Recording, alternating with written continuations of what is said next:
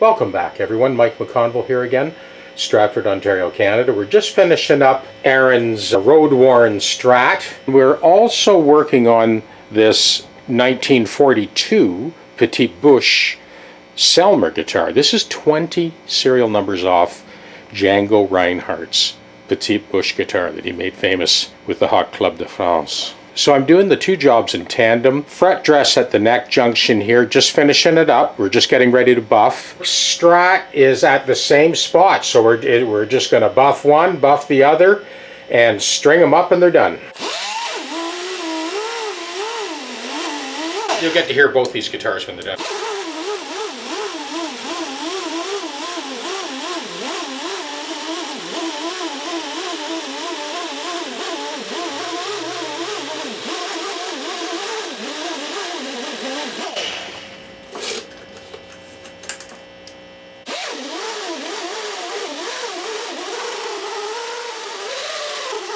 We're over to the Selmer.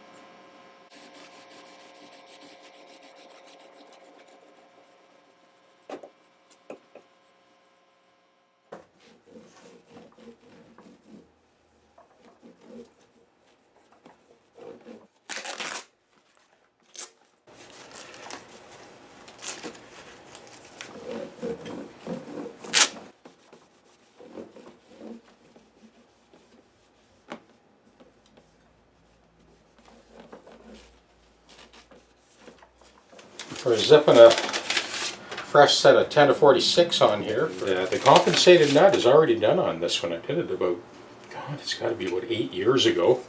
Checked it, perfectly in tune. So I did have to recalibrate it because we had it set up before to dive only. Now we've released that K value on the springs, loosened it up a little bit, and we're setting it up to float now. But the compensated nut does not change. It is as perfect now as it was 8 years ago. So it did need a bit of a fret dress, so I did that. And as you can see, I'm doing the Denny's Selmer Petite Bouche guitar in tandem with this one, because they're similar jobs, fret dress on both. So I like to sort of have two on the go at once.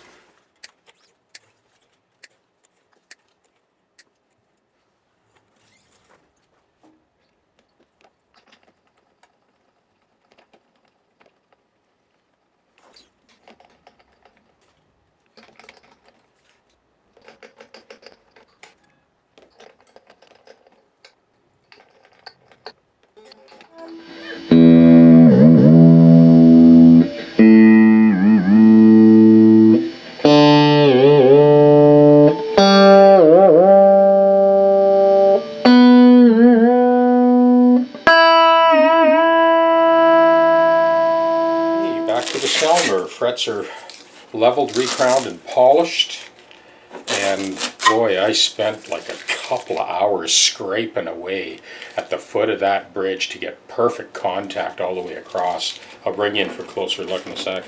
It's a pretty exacting task. There's no forgiveness on that job. It's either right or it's not right. So these two guitars are wrapped up. As you can see, I did this whole job on the Selmer on the XLT unit because it only really needed the support right here. We weren't doing a fret dress full length, we were just doing that proverbial neck junction fret dress. A couple of pieces of painter's tape, very low tack tape on there to locate that floating bridge between the mustache, just so I get it right back into place now that I've done the fret dress. This is the puppy right here. I'm going to bring in for a really close look in a second, but right now we'll just get these strings on, get it tuned up. Now this is another guitar of Aaron's. It's a Epiphone master built acoustic. It needs a good going over, fret dress and set up and recheck the intonation. I've already made a compensated nut for this one as well, and that was done about 8 years ago, so that shouldn't be an issue. I've also made a compensated saddle for this. Now, I didn't need to cantilever this one. It was fine right where it is. But that was also done whenever the last time he was back with this guitar, which is, I'm sure has got to be 6-8 years ago. So I'll finish up that fret dress, slap some new strings on, sort of triple check the intonation, playability, and he's got a couple more to drop off as well. So we're going to clean up all of this fret wear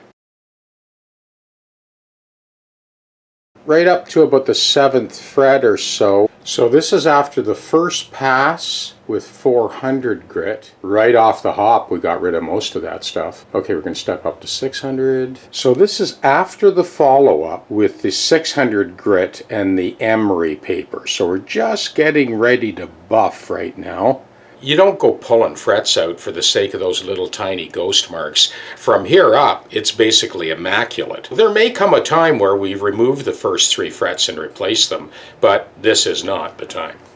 Just getting ready to put the strings on, but before we do, I wanted to point out again. So now you can see, I think you can see a little clearer now, that first fret on the 2nd string, there's a little ghost mark there. Same with here, same with here.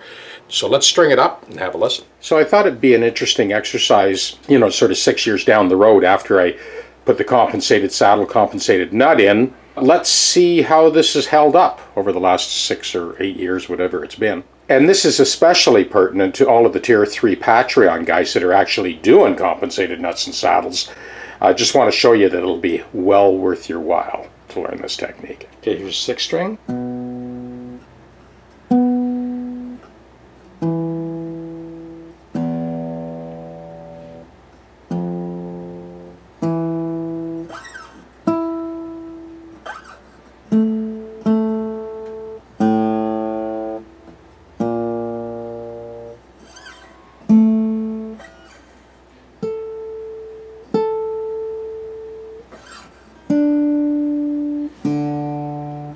First fret.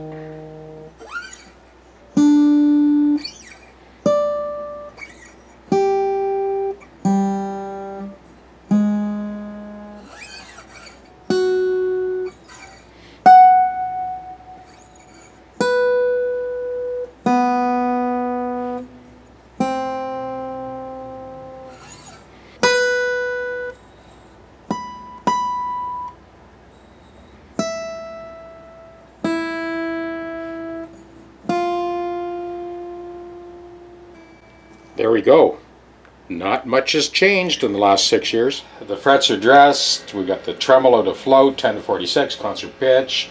We got the compensated nut that we put in 8 years ago. It's fine. So 8 years down the road, this thing still just lines right up.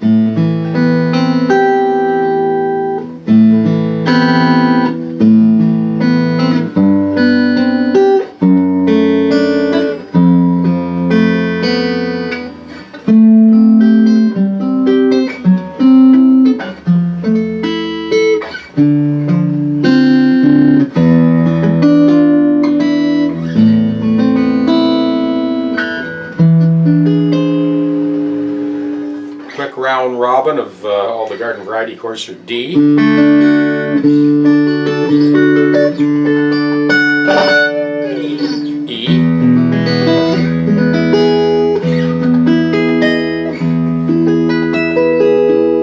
C, G,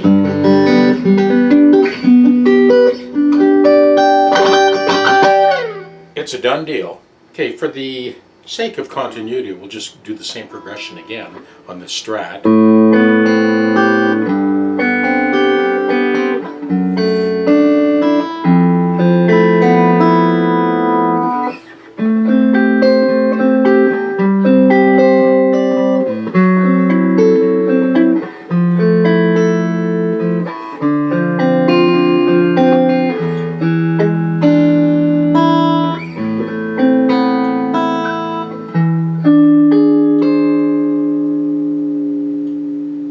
Seem to be on a roll with this progression, so I'm going to do the same thing on the Selmer.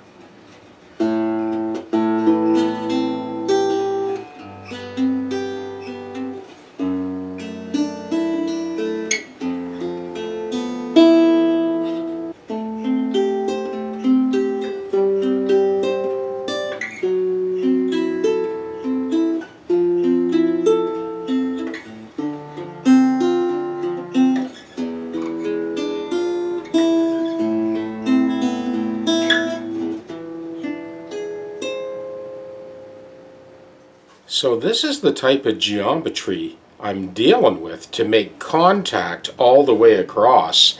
Now there is a very minute space in between the 2 feet, and that's typical for this type of guitar. So that is how tight we got that bridge. And like I said, I scraped away at this ever so minutely, bit by bit. So when you think about the geometry, there's a little bit of distortion in the actual arch of the top.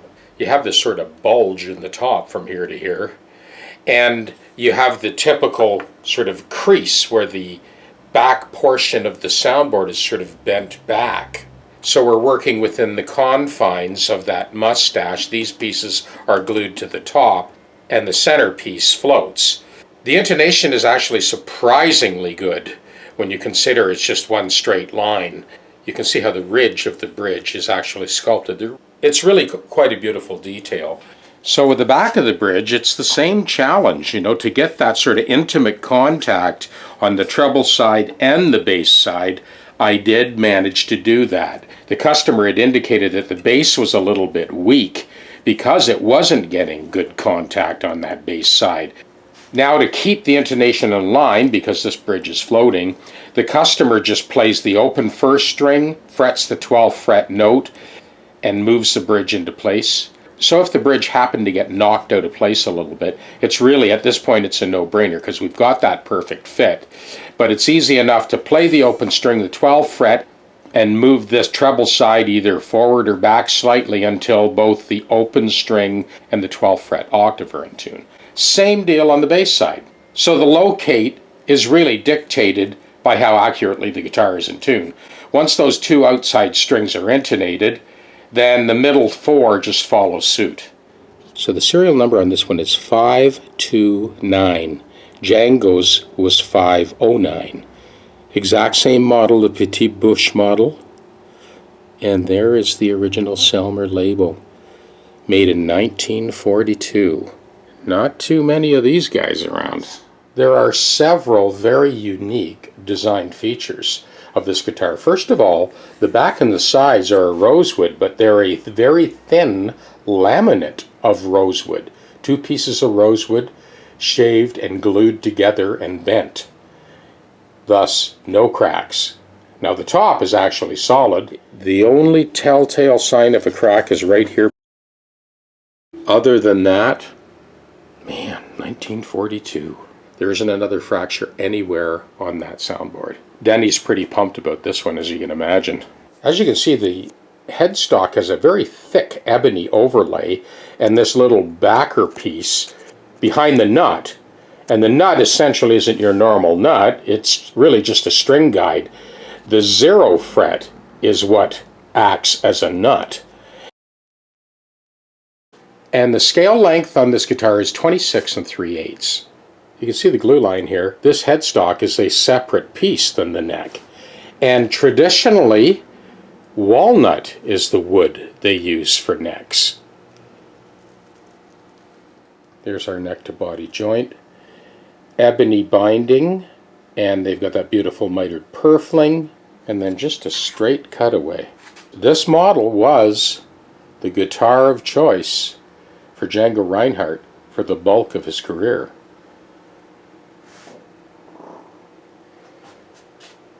These 80-year-old tuners are perfectly fine, super stable, turns smooth as silk. I'm going to do a loop with his Strat. It's basically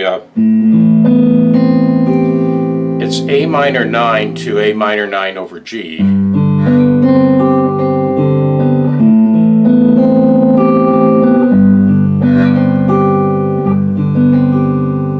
I guess it's A minor 9 at 11 over G.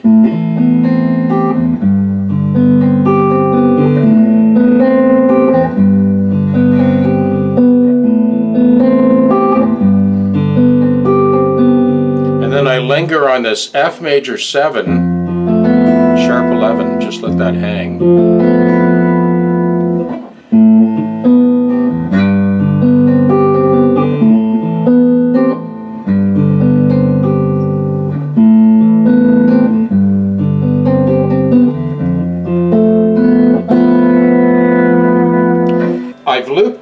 I'm going to let that play. I'm going to blow over with this guitar, and then I'm going to grab those other two guitars, the Selmer guitar. This way you get 3 guitars in one video. All right, let this go.